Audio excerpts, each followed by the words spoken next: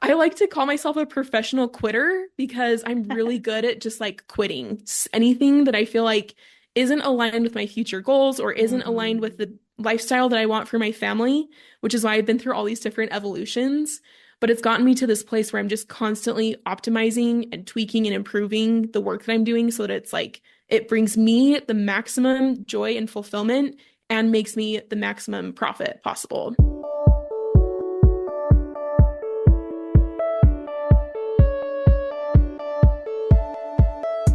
So, you want to make an impact. You're thinking about starting a business, sharing your voice. How do women do it that handle motherhood, family, and still chase after those dreams?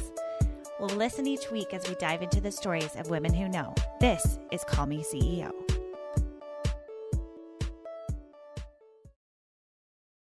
Welcome back, everyone, to Call Me CEO. This is your host, Camille Walker, and today we are talking about managing our ideas, not only managing them, but manifesting them into money, profit, and seeing that blossom of a seed that is in your brain. And Kaelynn Priest is the professional at making it all come together. Marketing, building business. She is the maven of money. And I cannot wait for you to hear her story. It is so impactful. She's so young. I can't believe she's done everything she's done.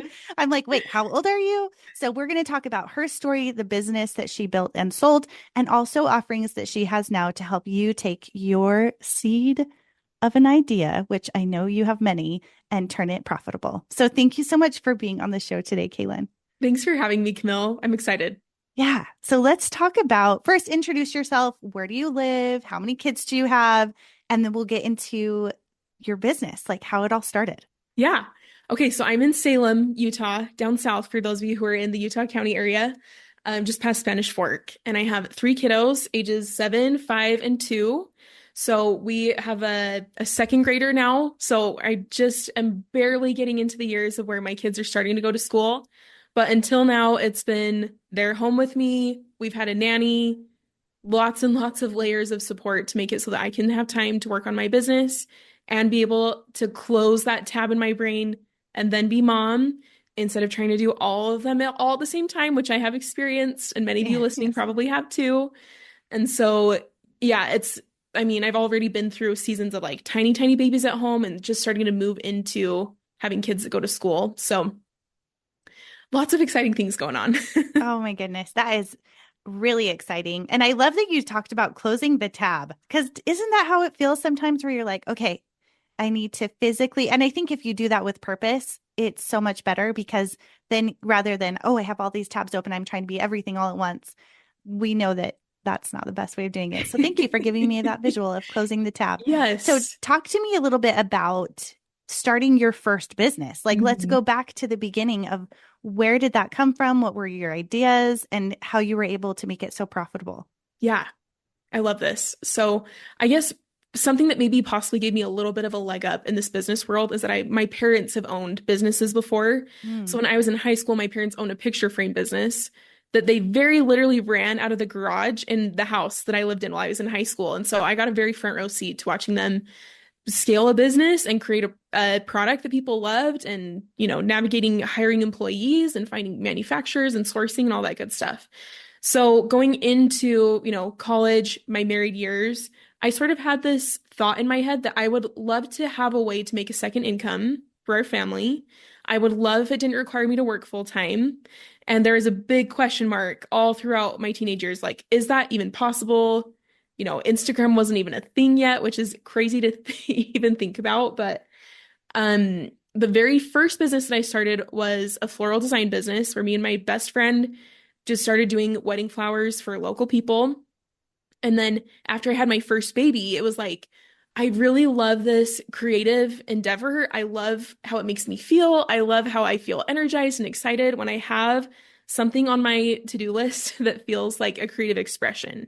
But I didn't love that it required a lot of late nights and early mornings and weekends. And so from there, I was like, what would be really cool is if I had a product business where I can just make the product, market it, ship it, package it while my kids sleep, and that'd be awesome. So the first product that I ever sold was a wooden baby gym. And I started listing them on Etsy and, it took time for it to grow and scale. But a couple years later, We had manufacturers overseas. I didn't ever really have like a big team of employees, but I'd outsource a lot of the hard things like product photography and a little bit of Instagram management and things like that. And so all of a sudden I was like a CEO of this brand that it wasn't really like I set out to be that in the beginning, but just over time it became more and more necessary to get more support and to get more financing and to like things were growing and scaling. So I was kind of just like walking behind, keeping up with it. So from there, because I loved that brand so much and was able to watch it grow and had developed this really cool expertise about how to build a business that's profitable and scalable, like you said, I decided to sell that product business. So that would have been February of 2023 that we sold the business. And then I was like, you know what's really cool actually is helping other women, sort of like taking the knowledge that I gained from like going to the school of hard knocks and just being able to show them the ropes and walk them through it through coaching. So that's when I started creating a course and coaching offers, which is what I do exclusively now. Before I started out teaching Etsy sellers, but now I'm kind of like, you know what? I love teaching women who want to be a leader, who want to be a thought leader, who want to create content that creates a positive impact in the world beyond just selling their offers. I love helping women learn how to market on Instagram in a way that's like so fun and feels like the like most creative expression of their job, but also does serve and sell their offers. And so that's where I'm hanging out now. So I like to call myself a professional quitter because I'm really good at just like quitting anything that I feel like isn't aligned with my future goals or isn't aligned with the lifestyle that I want for my family, which is why I've been through all these different evolutions.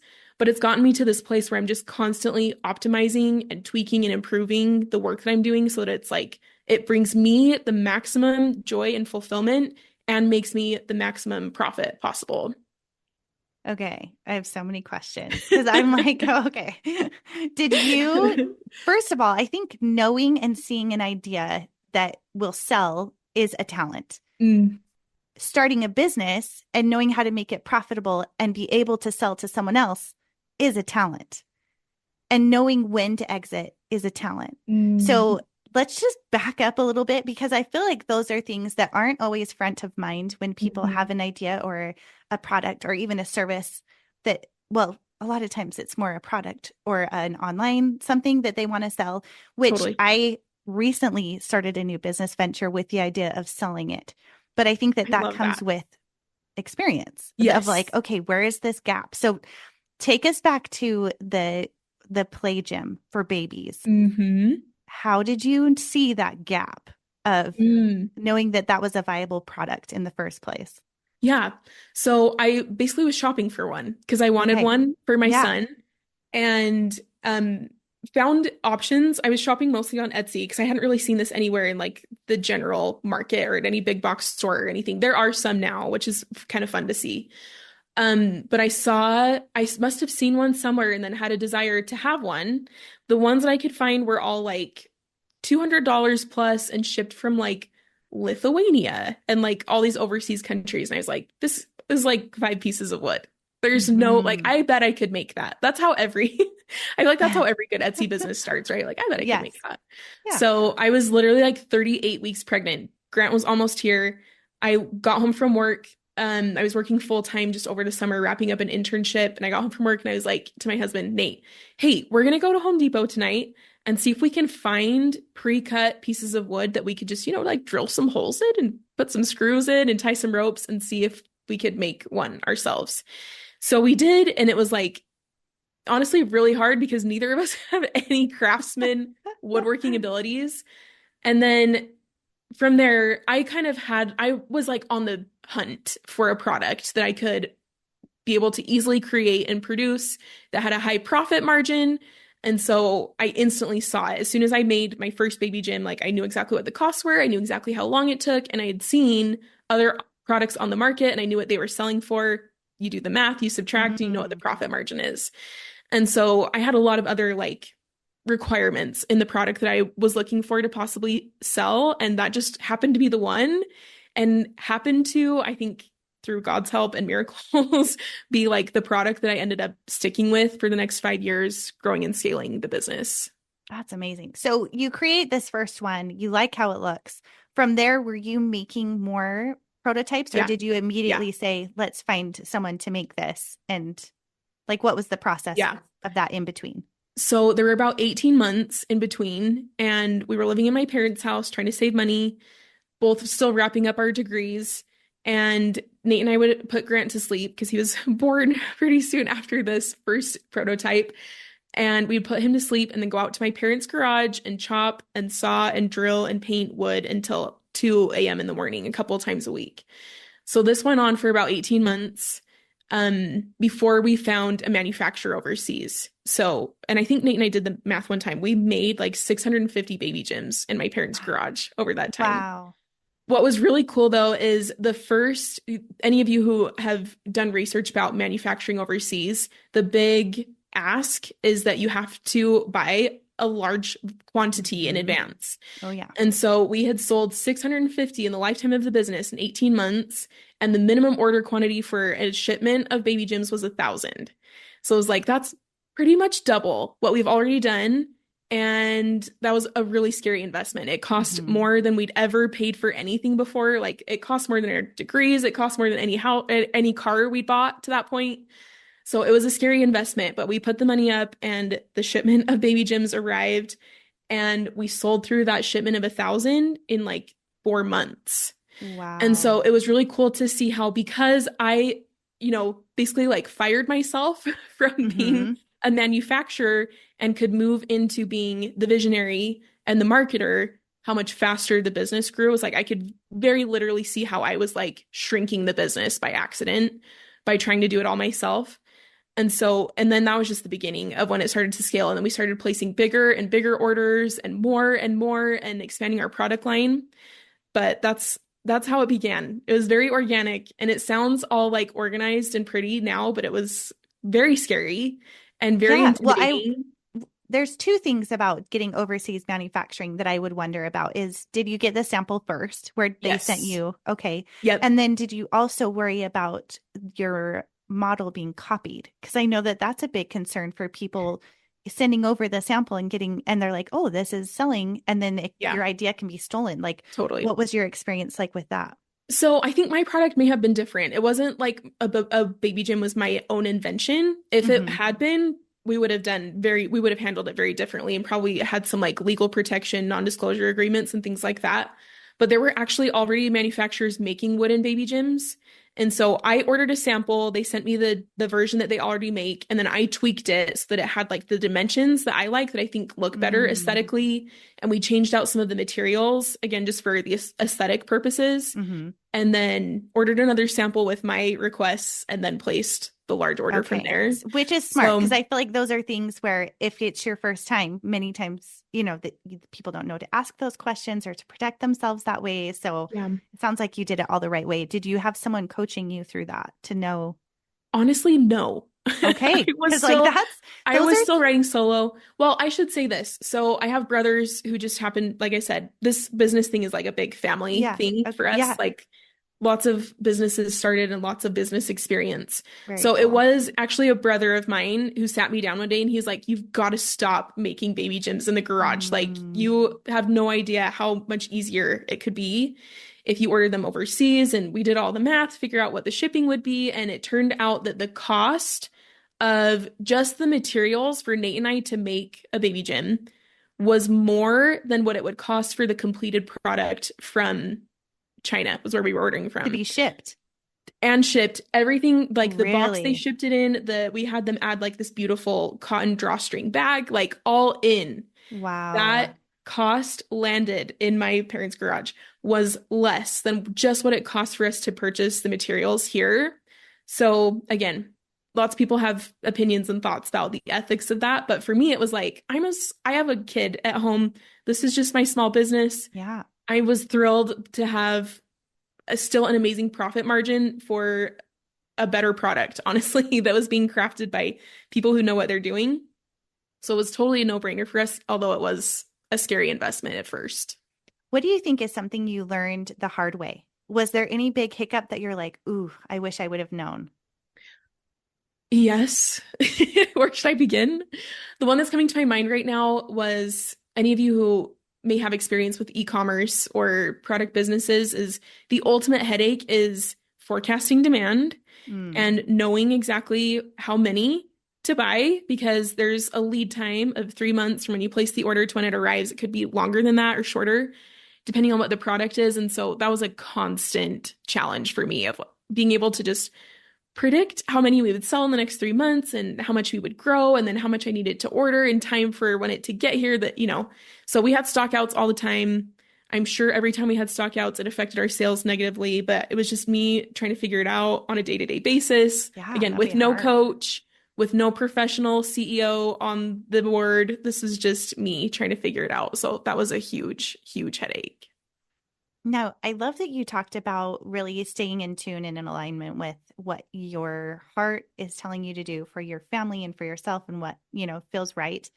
So with the idea of selling the business, was that something that you went into the business knowing you wanted to do, or was that something that as it grew and you saw this huge, massive growth and potential that you're like, wait, maybe we should sell? Like Mhm. what order did that come in? That's a really good question. I think that I had a seed of like a dream that it could be possible one day because I'd watched my parents do that so closely.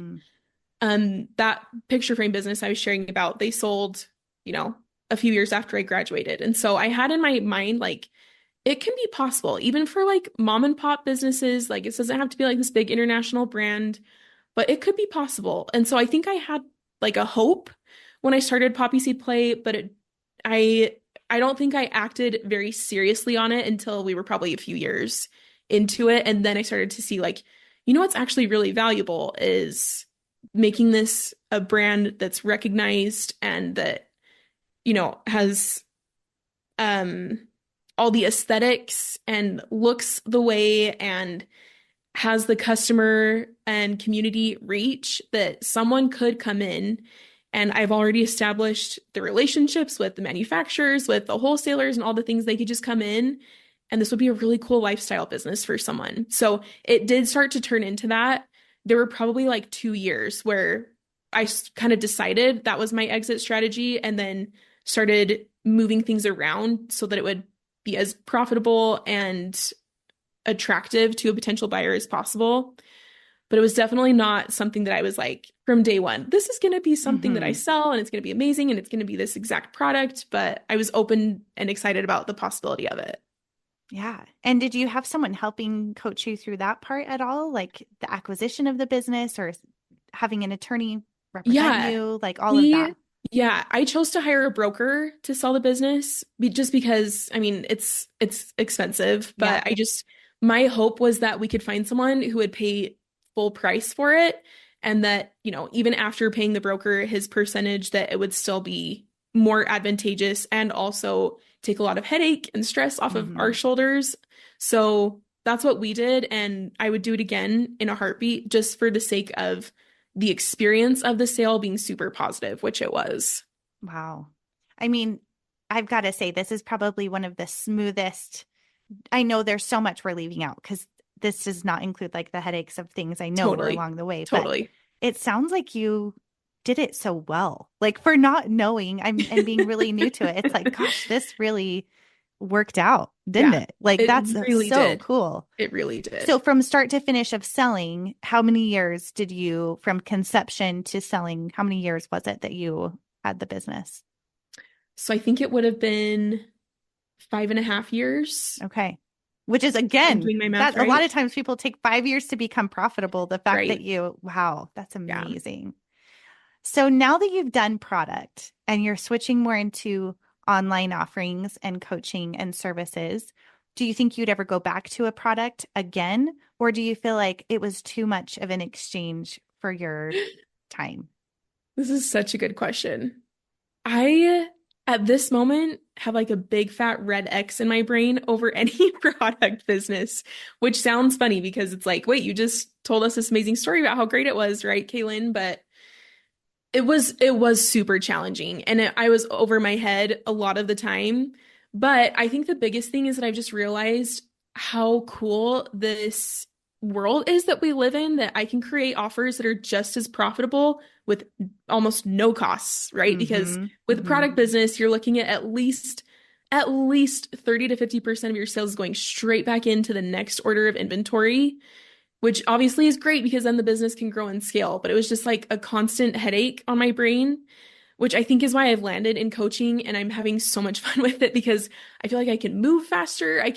It feels more creative. It feels more expansive. The impact is very different as well. I really like feeling like I'm genuinely changing the way that women think and feel about their lives and their businesses. Not that product businesses can't create that kind of impact too, but this definitely feels like my happy place. I think it feels like where my zone of genius is. Mm-hmm. And I'm grateful for my product business because I think it was kind of like the vehicle that got me here, where I could say, like, I have reputable business experience. This is not my first rodeo. But yeah, I don't think a product business is like my zone. Knock on wood. I am open to it. I never say never, but for right now, it's a no. Yeah. Well, I appreciate that because I feel like with any woman I've ever talked to, whether they wanted to be a business owner or not, that we all go through different seasons of being attracted to certain things that feel like Mhm. the right time in the moment for whatever the thing is, whether it's going back to school, whether it's having babies, whether it's starting the business, starting a new hobby. Like there are seasons of our lives that ebb and flow so much differently than a man's life. It just Mhm. is that way. So the Mhm. fact that you had that season, I think you're right in saying that it was a vehicle to delivering you to understanding your zone of genius. Because sometimes we have to go through understanding that growth to even understand how we got where we were, you know? Yeah. And I agree with the coaching part of helping women to think differently and see the success and the possibility so differently. That is my love too. So I'm like, Mhm. we are so in the same vision, and I love that, Yeah. which is a perfect segue to talking about helping women take those ideas that are in their brain and making them profitable. Mhm. Let's talk about that a Let's little bit. do. It's one of my favorite things to talk about. Yes. Okay. So, first off, with this new direction that you have, and you're helping different people do different things, let's imagine that someone listening right now is literally thinking in their mind, ooh, I have this idea of a business that I want to do, but I have no Instagram following. Or if I do, it's like my grandma and my sister. Hmm. Hmm. Where do I even start? How could I do it? I'm so small. I'm not cute on camera, whatever those like stories are. What would be your first line of advice that you would give to this person? Oh, let me see if I can pick just one because I have like 25. But there's a client of mine that's coming to my mind who I think is the perfect example of this. So she doesn't realize that she is a unique genius in food preservation. She has Hmm. this amazing garden and she's like canning stuff all the time and preserving food and freeze drying. And it's just like she knows it like the back of her hand. And she's sharing about it on Instagram and just like sharing about it, like just this is what's happening in my life. And she came into a group of mine where we're helping her figure out how to turn that knowledge that she has that's so intuitive and natural for her into a curriculum, into digital products, into workbooks, into guides, into courses that she can monetize because she has so much knowledge in her brain. So, the first thing that I would say, and I think this is where the sticking point is for so many women, and I've experienced this too, is almost just like a willingness to accept or witness that you do have unique genius in something. Because I think most women would be like, but I don't. I'm just a regular old person, right? Hmm. And so for the person who's in this situation who's listening, I would say take that idea, whatever it is that you have that you're like, yes, I'm like pretty good at this, and just change the way that you say it and just say, like, I'm really good at this. And I know more than the average Joe about this. I heard a big name business coach say at one point, if you know 10% more than the average Joe, then you know enough that you could create an offer and monetize it and sell it as a educational product. And I think that most women probably even know a lot more than 10%. And we don't want to brag. We don't want to sound like we're being like, But I think it's important for women to first, and I think this is something that happens over time. I don't think this is necessarily something that happens overnight, but put your feet on the path with the intention of like, I am a leader. I have something really important to share. No matter how niche or random or obscure it is, there are women in the world who need my my heart, my knowledge, my brain, my approach, my gifts. And that to me is actually, I mean, equally exciting as figuring out a way to monetize that. But I think it's really important in our world for women to learn how to put themselves on a leadership path. Just like, men do this very naturally and intuitively. It feels kind of like, for me at least, I'll speak for myself. It felt a little bit new. It felt a little bit like, is this okay? Like, am I just supposed am I just supposed to be a mom and just stay home with my kids? Is it okay if I do that and be someone who really, really helps people and creates an impact in the world? So that's where I would say is if you start with the heart of creating a positive impact, then I think, the questions about how are still going to be there.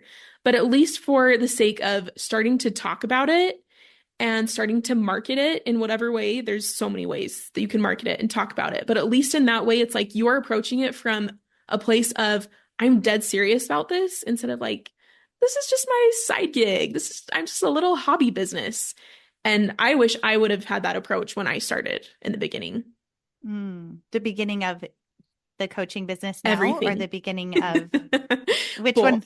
Okay, both. Yeah. Yeah. I love that you bring this up because never in the history of time has there been such equal access to creating digital product for profit. So that alone, the fact that we have that and it gives us so much flexibility and it levels the playing field. You don't have to submit a resume to someone to say, hey, is it okay if I create a product that could help teach someone about XYZ? You don't have to. And that is such a gift. And it can also be a bit overwhelming if you're thinking, well, okay, but where do I start? That's why you hire a coach like one of us that's been there. But it's so exciting because, like you said, you really can take whatever that expertise is and turn it into something that other people would love to learn, which is really exciting. Absolutely. Yeah, I think all the time about how what marketing a business, an educational business would have looked like even like 10, 15, 20 years ago. It's like you would have had to either pay for Google ads or put an ad in a newspaper or stand on a street corner. Like those were your best options for marketing. And it's so cool how like I'm speaking of myself when I say this, but I think about myself early in my years of being a mom and having this like secret desire to like be someone who does something really cool and be super tight with my kids and be a super present mom. But it's like you very literally can do that. That wasn't an option not that long ago, but you could now if you want to, sitting on your couch. It like makes me so happy because this is literally my passion, is helping women to understand that and to learn the opportunities that are out there. And sharing episodes like this, where people have done it in so many different ways, is so exciting and so inspiring. So I want to ask, as we take, now that we've kind of laid the groundwork of, obviously there's apps and there are different ways of building a store. I just shared an episode. Today is October 9th. There's an episode where we talk about digital product and how do you create a stand store. That's a very popular one right now. If you want to go back to that one. But let's talk about messaging on Instagram and taking that idea and now turning it into something where we're talking about it in a way that markets our true story of the messaging, because I feel like that can be really tricky, especially where everything is very video heavy now. Not everyone loves to be on camera. Like, what are some tips and tricks that you would suggest for someone to maybe play with as they want to get their message out there? Yes, this is one of my favorite questions. I love talking about messaging. I like to say that, especially if you're a service provider, sometimes it can feel really hard to articulate what do I actually do for people? And so this is where I would start. If someone is listening to this and they're like, what is my messaging?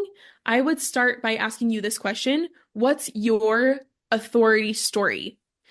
what's your authority story? And it will basically be whatever result you have created from your own life, from your own experience, whether that's a business, whether that's your canning process, whether that's your sleep training method or model. It's what is the thing that you did that got you a result that's different than what most people get?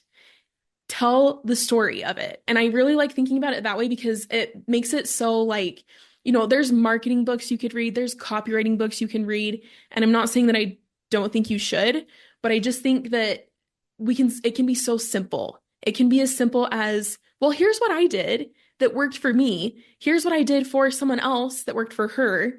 Walk us through the process. What was it like for you before? What was it like for you during? What was it like for you after? That's like a really strong marketing strategy. If you're starting out with nothing else, that's what I would start with. And also so cool because you don't have to come up with this like crafted, like convincing language. You can just talk about your own life in a Mm-hmm. super natural, intuitive way. Because I find this a lot for the women who I coach that when they sort of come to Instagram with the purpose of like, now I have to sell my offer, we resist the heck out of that because women generally, we don't think of ourselves as being salespeople. We generally connect it to being sleazy or dishonest or like sneaky or slimy. But instead, it's like, what if instead of you approaching your marketing from like, I'm just gonna go sell my thing now, if it was just, I'm gonna just talk to people, I'm just gonna tell my story. I'm going to try to say something that would help someone in my audience somewhere feel loved, seen, or heard. And that was your entire marketing strategy. It's going to, first of all, work so much better for our feminine hearts, where like Mm-hmm. that's what we're designed to do. And I think that we can develop like the really succinct and specific messaging over time. But I think for the girl who's just getting started, that's what I would recommend. Just getting your story out there and practicing saying it over and over because that's all marketing really is just saying the same things over and over and maybe say it in different ways. But I think if we can at least loosen the feeling of like, now I have to be like super convincing. And what if people think something about me? It's like, no, no, no. This is just you showing up to tell your story. Just like if this was your personal Instagram feed, it doesn't have to be a big deal. But I do think we have to get in the reps of you, like as if you were at the gym, like lifting weights, where I do think posting content every time is like a bicep curl and your muscles get stronger and stronger over time. The first couple of times, it might feel uncomfortable. You might feel a little bit sore afterwards. It might feel unnatural. It might feel like not something you would have ever expected to do. But over time, your muscles get stronger. Over time, your marketing brain gets stronger. And so we ultimately just have to start where you're at right now. I love that. And I love that you've said it's about thinking about how can you serve the person through your story or the result that you have. Because when we think of it less of selling and more of serving, or Mhm. another way I've heard it said that I really like is it would be a disservice not to share what you have to offer because you really are trying to help people. There's never been someone that I've helped or coached that they're out only for the money, like Totally. because you're not going to be successful if that's your driving force of the Totally. why.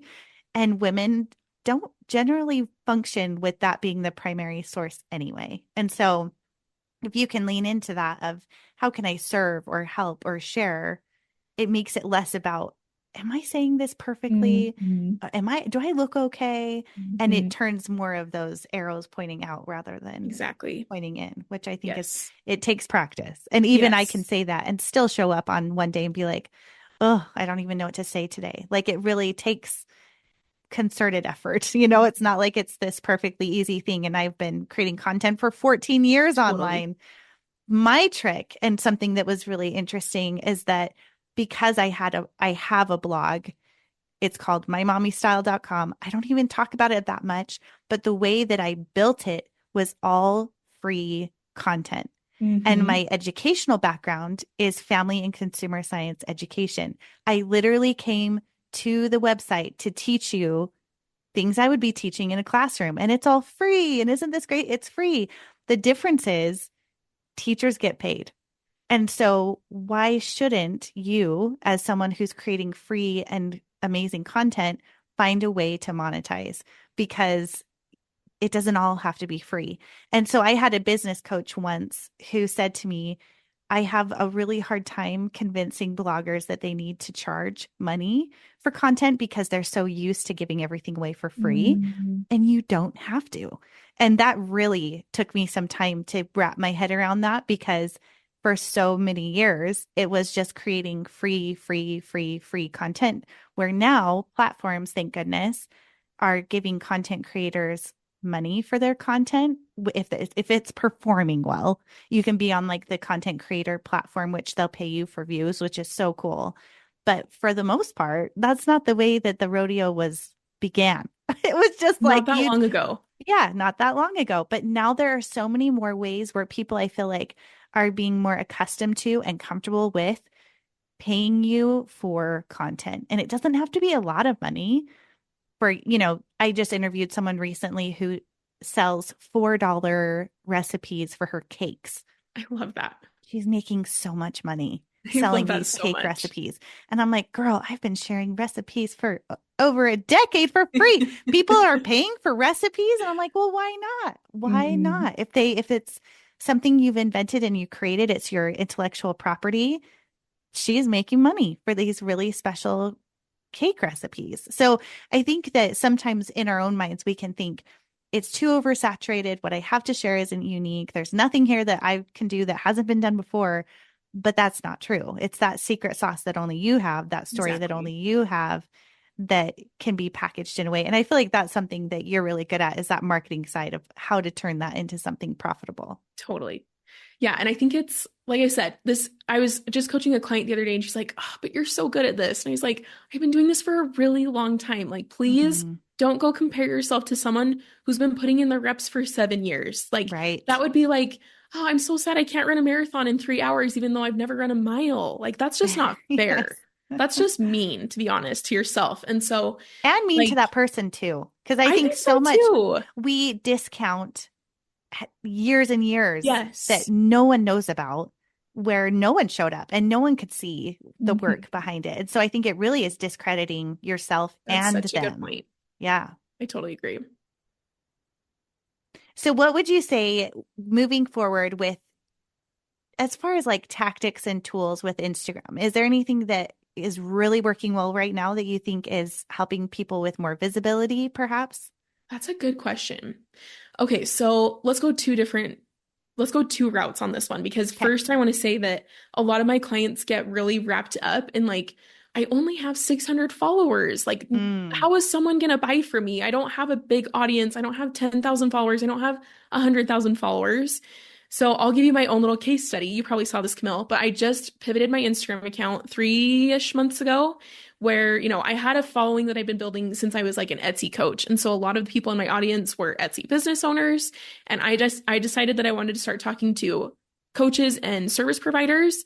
So I just launched a completely new Instagram account. It was kind of like to my old account, like, hey, I'm leaving. If you want to come follow me still, if you're even still here, if you're even still listening, come follow me over here.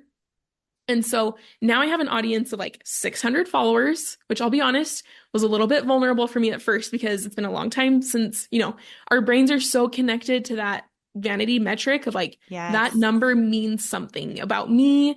It means something about how good I am at what I do, about all the things. So I had to go through another exercise of disconnecting myself from that number.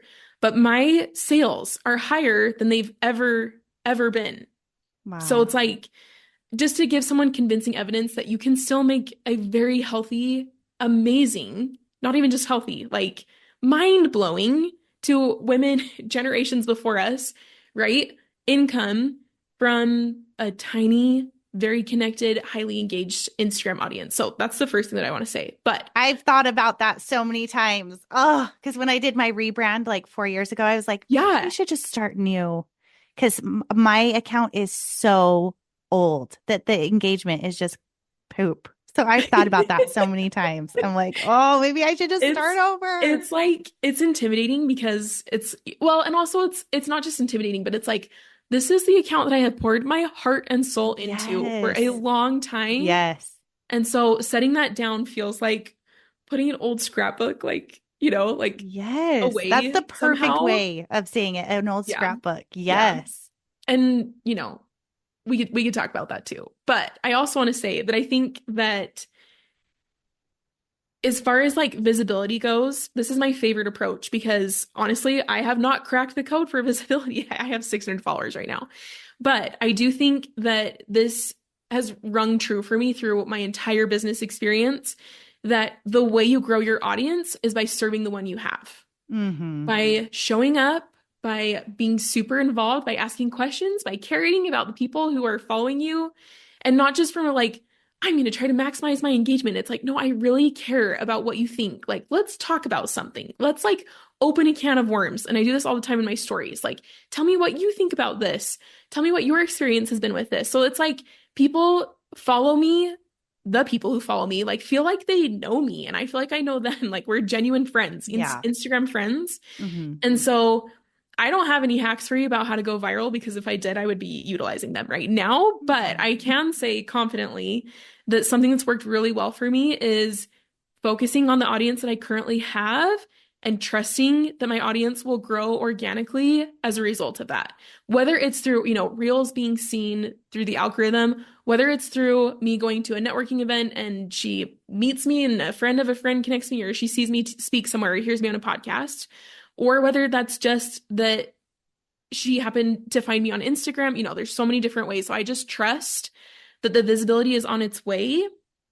And I think it's a good thing. And it's like on my mind, it's something I desire. It's not like I don't want new followers. But for me, it's worked really well to just really intentionally and lovingly serve my current audience. Oh, I love that. I love that advice. And I actually have noticed that you are really good at networking and getting on stages. That's how I first was connected with you. Do you have any advice on visibility for that? Like what's Mm. given you that ability to be on those stages? Other than your massive success, which Well, obviously, and you're amazing. So that's that's so that. nice of you. That's super nice of you. It's honestly something I have to work at. I am 100% an introvert, and people don't really believe me when I Really? say I that, but wouldn't like think that. Yeah. I really, really am. Like it feels like if I'm driving to a networking event, my heart Deep starts breaths. pounding. Like I can feel it right now. My palms get sweaty. It's Mm, it's not it's not natural for me. It feels like it pushes me out of my comfort zone every time. But I do also know that I want to have a wide impact in the world, whatever that looks like. And so in order for me to have a wide impact, people have to be able to find me somehow. And so it's something I'm actually very intentionally working on, putting myself on more podcasts. Again, not natural for me. Speaking at events feels really hard. Going to events, even not speaking, but just being there in the room is something I'm like intentionally choosing to work on because it's not natural for me. And so, whether it is for you or not, I would say first start with where you are locally because those are some of my like, they become my best friends. hmm Women who I've met at events who are doing the same thing as I am. And I have best friends who are not involved in business at all either, right? But like, there's something about getting in a room with a woman who knows how to like talk the lingo about Instagram and visibility and email marketing and content creation that just feels like, oh, thank you. You Someone get it. gets my brain. Yeah. Yes. And so I would say first start locally, putting yourself in the physical room, putting yourself. That might mean buying a ticket. That might mean bringing a girlfriend with you so that you can feel like you have a wingman, but put yourself in the room because that would be, I think, the easiest way to start. hmm Yeah, I agree with that. And I feel like I don't know how other states are, but I get the impression that we have a major advantage here in I Utah. think There's a so. lot of entrepreneurial spirit and Mm, opportunities for women to get together. And if you're listening to this and thinking, I don't have that, then maybe think about being someone that could put something together at a local library or even a get together and have a coffee or a chat or a lunch. mhm. Don't think that people aren't there wanting it too. So one way to do that, that I found that other people will do this, is they'll go to Facebook and look for local places. Also, another really good way to do this is to go to Threads and just do a little shout out that says, Mm. small women business owners, I want to get together with people near me. I live in Charlotte or wherever you are, and see what happens, because Threads for me has been a huge connecting place and opportunity for growth right now. Way better than Instagram, believe it That's or not. cool. So check it out. Go Yeah, to that's good for Threads, me to know. I'm gonna do that. do it. Because I think I have maybe like 10,000 followers over there. And on my Instagram account, I have 40,000 something. And I get way more engagement and comments and activity on Threads. So Mm. maybe I just need to start a new Instagram account. Okay. Like I need to, but for whatever reason, Threads is like hopping. People that are there are looking for growth and connection. And so go there and make it physical if you don't have opportunity near you. That's I just my love that. advice for I today. love Yeah. that. Well, this has been so great. I could talk to you forever. I feel like we've had so many good nuggets of wisdom, and thank you for being so honest and open with us. Please let our audience know where they can connect with you. Yeah, come follow me on my new Instagram account. Yes. It's Kaelynn, Kaelynn Priest, Priest.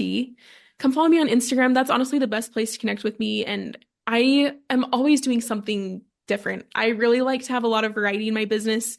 I'm not someone who can just sell the same membership for the next 5 years. Like, I like to switch it up. I like Yes. to have conversations. I like to find out what women need and craft my offers in that way. And so come follow me, watch my stories. That's where you'll find out. That's where you'll find out what's going on in my life and business. Perfect. I love it. Well, thank you so much. This has been absolutely amazing. And if you are listening right now and you've been inspired, please go and leave a 5-star rating and review. That's a great way for other people to be able to find us and to subscribe so that other women can be inspired by amazing messages like this from Kaelynn. Also, if you want to connect, I am on Instagram at Call Me CEO Podcast and CamilleWalker.co. Thank you so much for being here, and we'll see you next time. Hey, CEOs, thank you so much for spending your time with me. If you found this episode inspiring or helpful, please let me know in a comment and a 5-star review. You could have the chance of being a featured review on an upcoming episode. Continue the conversation on Instagram at Call Me CEO Podcast. And remember, you are the boss.